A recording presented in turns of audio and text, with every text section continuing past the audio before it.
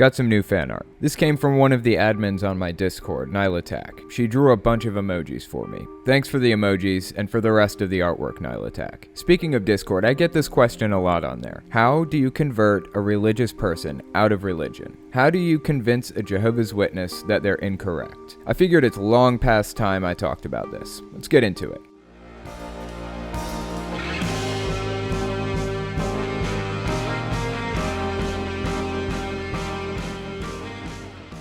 So how do you deprogram a religious extremist? How do you make people realize their beliefs are completely out of touch with reality? Here's the thing. The psychology community has been trying to perfect the art of showing people where they're wrong without getting them upset for decades. The accepted method for doing this is something called cognitive behavioral therapy, and it's the method therapists and psychologists use to treat patients a lot of the time, at least for certain types of situations. A mix of CBT, or cognitive behavioral therapy, and DBT, or dialectical behavioral therapy, is used to treat things like schizophrenia. Peter Boghossian came up with something called street epistemology that's used in similar ways to CBT to reason people out of their irrational beliefs. So how does it work? I'm sure we're all familiar with logical fallacies. For those of you who might not be familiar, logical fallacies are things that don't logically follow to the conclusion. So here's an example, the sunk costs fallacy. One of my favorites to talk about. The more somebody invests in something, the less likely they are to leave.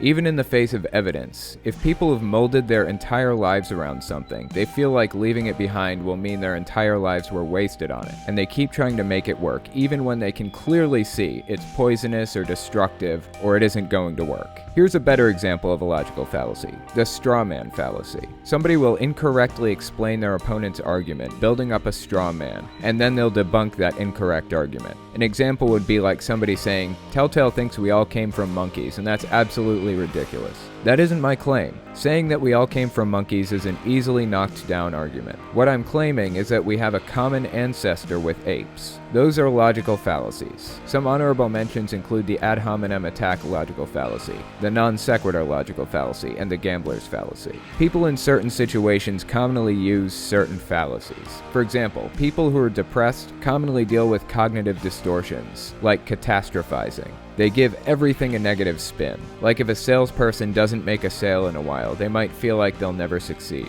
They might feel like they're a terrible salesman, like they're gonna get fired. That's a temporary situation. It isn't going to be like that forever. Things do get better. That's a common cognitive distortion people point out when doing CBT. Another is called filtering. That's when somebody focuses solely on the negative. It's easy to think about the bad things that happen. It's harder for people to recognize the good things that are happening. Maybe you're worried about losing your job at work, but you just got married. Things are going fantastically at home, but that one hiccup at work makes you feel like a total failure. Here are some honorable mentions with cognitive behavioral therapy.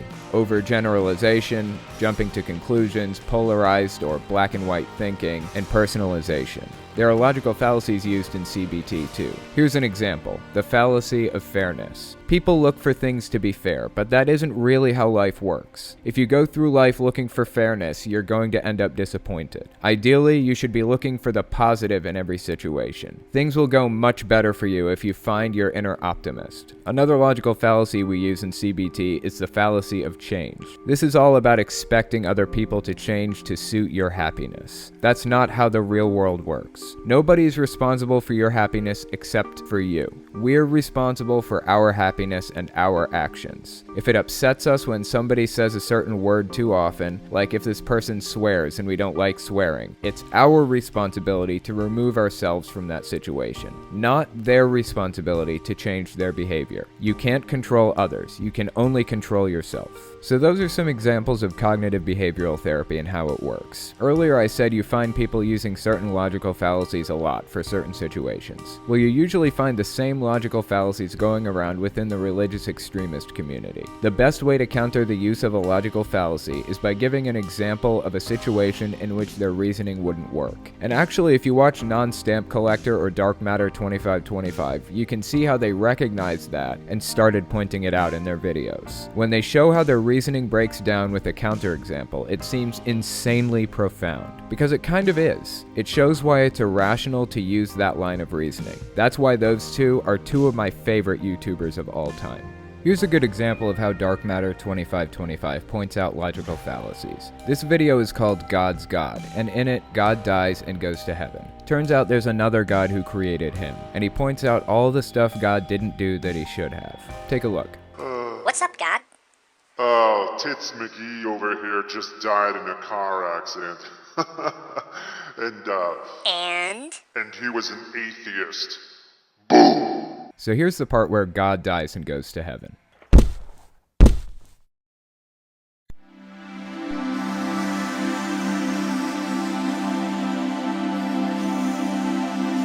Boo!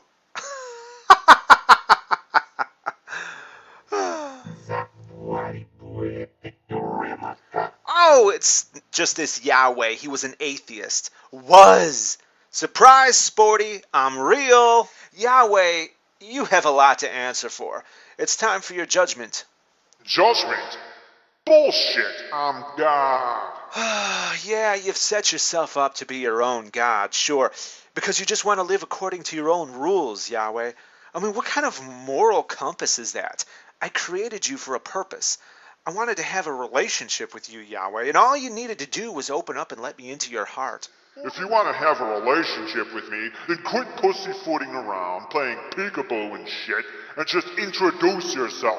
You are eternal, Yahweh, but I exist beyond eternity. I'm separate from eternity, and I danced you into existence. But if I'm eternal, how could I come into existence? How could you be beyond eternity? What do you mean you danced me into existence? It's metaphorical, Yahweh. You wouldn't even begin to understand the technicalities. Notice how these arguments are the same ones religious extremists give a lot of the time. It's too complex for you to understand. He just wants to have a relationship with you. You can't possibly deny his existence. Let's see what happens next.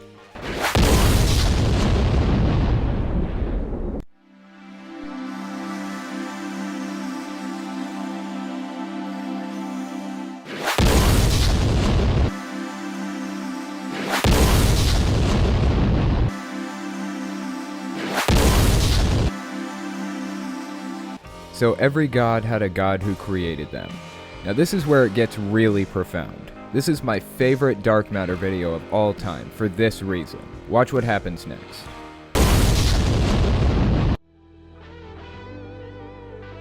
Where the hell are we now? You're on Earth. Whose god are you? I created all the gods. Yes, but I myself am not a god. I am humanity, and I created you because there were times when I felt scared and alone.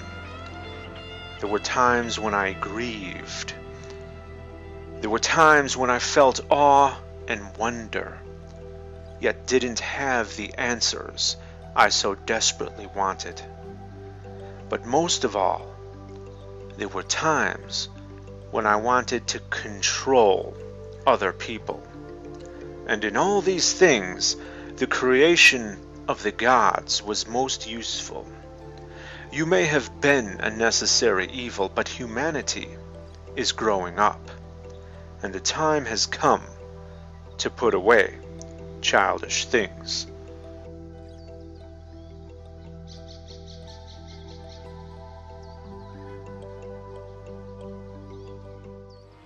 I cut a lot of this video out, so you should definitely go watch it in its entirety. It's 100% worth the watch. A link is in the description. Now here's an example of NonStampCollector pointing out faulty reasoning. That whole system is an amazing idea. Two people come together in an act of love and create a new life. That's just great, man. Oh, look, Lucifer, it's nice of you to say that, but why won't you, What? well, worship me? Just a little bit. Oh, not this again. Look, you designed me with free will. Yeah, but you don't have to keep using it. You know how much I want worship. Get over it, Oh, man. you never obey me. You never thank me for existing. You never sing songs about my inherent properties. Calm down, man. Calm down. Those humans will worship you, don't you think? Well, they bloody well better. I mean, yes. When they notice the incredibly intelligent things in my design, they won't possibly miss seeing my hand in it all and how incredible I am, so I guess Oh yeah, like what? Tell me. Well, one thing is that I designed their bodies to only be able to survive in a watery environment rich in oxygen, right? Yeah. And I'm so wise that I'm actually going to provide an environment with water and oxygen for them to live in. Huh? Yeah, it's pretty much the best piece of evidence for my existence that I'm actually going to leave them. Or how about this? See, their bodies are specifically designed to constantly need fuel, right? In the form of food, or else they'd die. And I'm going to provide some of them with adequate food some of the time. And do you think they'll worship you for that? Of course. The ones who don't starve or freeze to death will. Yeah, well, if you design them gullible enough, they'll worship you for that, I suppose. What do you mean? Pointing out the faulty reasoning. You just have to stop using the positively framed language that people grew up hearing. Once you hear it from another perspective, it becomes blatantly obvious how ridiculous and messed up the ideas are. Here's another logical fallacy. It's called the Backfire Effect. The Backfire Effect happens when somebody is presented with evidence against what they're saying. They lock down and become more firmly entrenched in their position. Either they deny the evidence or they incorporate it into their worldview to reinforce it even further.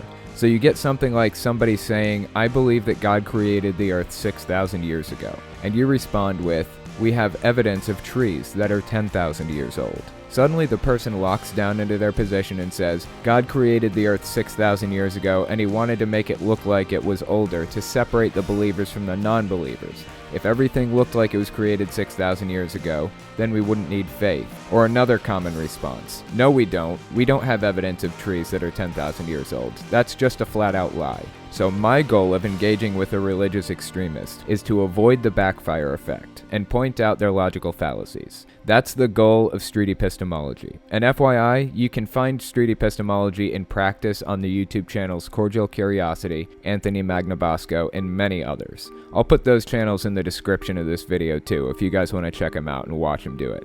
Anyways, this is how street epistemology works. The bottom line is if you point out the fallacies in a blatantly obvious way, they're going to get offended and lock themselves into their position. So there has to be a give and take in the conversation. You need to be willing to move to their side if they can provide sufficient evidence. Build a rapport with them. If you express that you're willing to move to their side if they can convince you, they'll be more willing to open up and move to your side when you convince them. They aren't on the defensive. And whatever you do, do not present facts and evidence. It isn't about that. We want to pick out the logical fallacies and present counterexamples. So let's just start from the beginning. The conversation should be about three things primarily: what they believe, why they believe it, and how they came to the conclusion and how we can test it. What, why, and how. As for the what portion, before we even start in on the conversation, first we need to make sure we're on the same page. Even if you think you're already on the same page, just be super extra sure of that. They say they believe in God. Which God do they believe in? What are their beliefs surrounding God? Get them to define God as they see him. You don't want to build up a straw man or attack.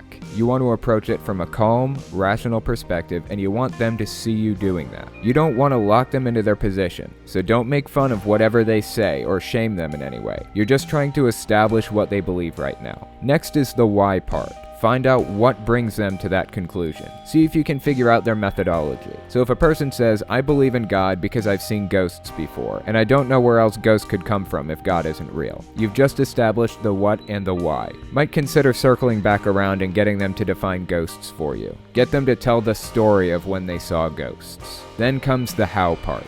This is when you'll be pointing out logical fallacies in a non-confrontational, calm way. So you might say, how can we test that? How can we find out if they really were ghosts or not? Is it possible they might have been something else? Can we reproduce the results and get them to reappear? Usually they have one of a couple of different responses to that. They might say something like, I just know it was ghosts. Or, yes, it's testable, but we can't call them on command. They just come. Now you want to ask them, I'm not saying this is the case, but hypothetically, if we had a perfect test to get ghosts to show up, and they didn't show up, would that change your mind? Typically the person will say, well, no, I'd still believe it. If they'd still believe it, even if their test failed, then obviously that wasn't the actual reason for believing in ghosts. So try to find the real reason. Say to them, if you're correct about this, I want to be correct too. So let's figure out how we can know if ghosts are real. You have your experiences, I have my experiences. How can we get to the bottom of this? If your test failed, you'd still believe in them. What would it take to make you stop believing in them?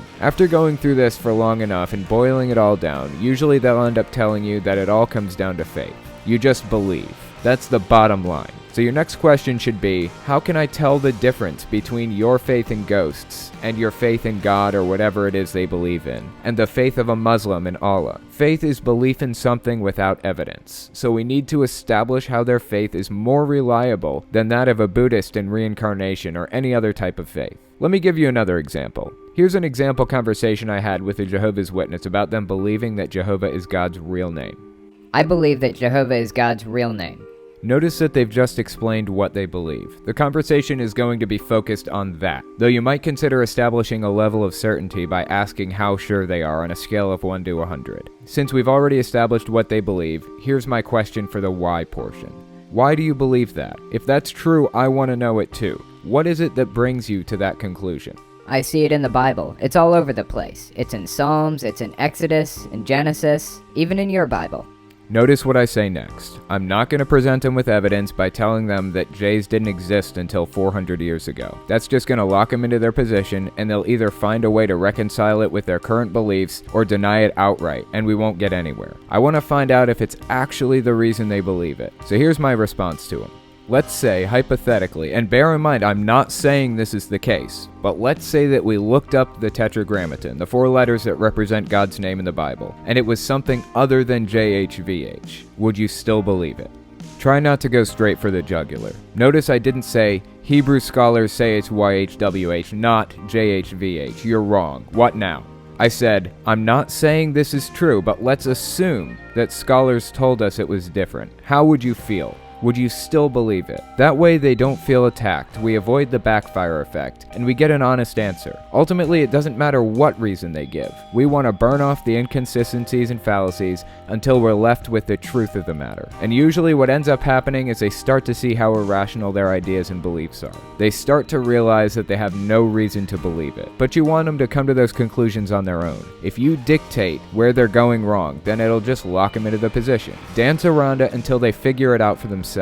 Lead them to see where their thinking is flawed. Give them illustrations. If they say something like, we have no proof that God isn't real, so I default to believing that he is, try to gingerly dance around the logical fallacy they're using, the false dichotomy fallacy. Maybe say, I have this box of Tic Tacs here. Now let's say I don't believe that there are an even number of Tic Tacs in the box. Does that mean that I believe that there are an odd number of them in the box? That's basically doing exactly what Dark Matter 2525 and NonStampCollector do on their YouTube channels. You're taking their reasoning and applying it to another real-world situation. That makes them realize that it doesn't have to be one way or the other. You can both not believe that there are an even number and not believe that there are an odd number either at the same time. It's possible to not make any claims about belief. The Tic Tac illustration helps them see that. You might try gathering up a number of real-world examples to illustrate how logical fallacies that religious extremists commonly use will fail in every other situation. Okay, back to our conversation. So I asked them if we found out tomorrow that those 4 letters translated to something other than JHVH, would they continue to believe it? Here's the response to that.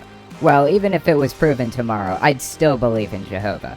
Okay, now we've changed the subject a little bit. Now they're citing their belief in Jehovah, not the belief that Jehovah is God's name. Let's go back to the why questions. Why is that? Why do you believe that Jehovah is the true God?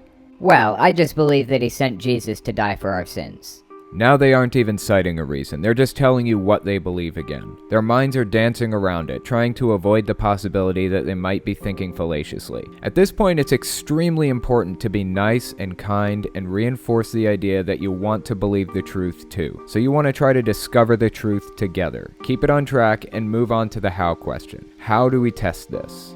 If you're right, I want to be right too. How can we tell if you're correct or if Islam is correct? Try not to make it about denominations. Jehovah's Witnesses have been trained to have all kinds of explanations for why they're correct over Catholics or Methodists or any of the others. If you say, how can we tell if Jehovah's Witnesses are correct or if Catholicism is correct, they'll just start spouting off all this brainwashing bullshit. Well, Catholics do this thing wrong and that thing wrong. They don't follow the Bible. We have the correct interpretation. Blah, blah, blah. You want to make it about faith, not about denominations and who interprets the Bible correctly. Would we use faith in anything else? Come up with some examples for how faith would fail in everyday life. Maybe try saying something like this. If I had faith in God to help me through a hard time and it didn't help, would that disprove God? Then you can expect a response like this. Well, no, maybe your faith wasn't strong enough, or maybe you weren't supposed to test God. How can we determine if you're correct about this? Notice how I use the word we. I want them to feel like we're in it together. We want to find answers to this together. Still trying to avoid the backfire effect. Anyways, that's basically how the system works. Street epistemology is basically a modified Socratic reasoning, or a modified method of cognitive behavioral therapy. You're helping these people see their own logical fallacies, and you're building a trust relationship with them to prevent the backfire effect. After the conversation, maybe try asking where their confidence is again. Find out if they moved at all. Try to gingerly, calmly, nicely, and in a non-confrontational way teach them to use rational thinking and identify logical fallacies and how they might be using them. Avoid facts at all costs. That's just going to shut them down. But you have to accept it if they manage to prove their point to you. This is a two-way street. Giving concessions can build a trust relationship even further. Don't go into the conversation assuming you're right and they're wrong. That's how I suggest you approach conversations with religious extremists. In my opinion, that's how you move people closer to truth, even if it's just getting rid of cognitive distortions like fallacies. Anyways, that's all I've got for you. If you guys want to learn more about it, check out the YouTube channels Cordial Curiosity or Anthony Magnabosco. That's all they do on their channels. They interview people and use street epistemology to help reason people out of fallacious thinking. Links are in the description for those channels. Also, check out my Discord and my Patreon, all social media, and my science channel and my podcast. And don't forget the secret link of the day. Thanks for watching, guys.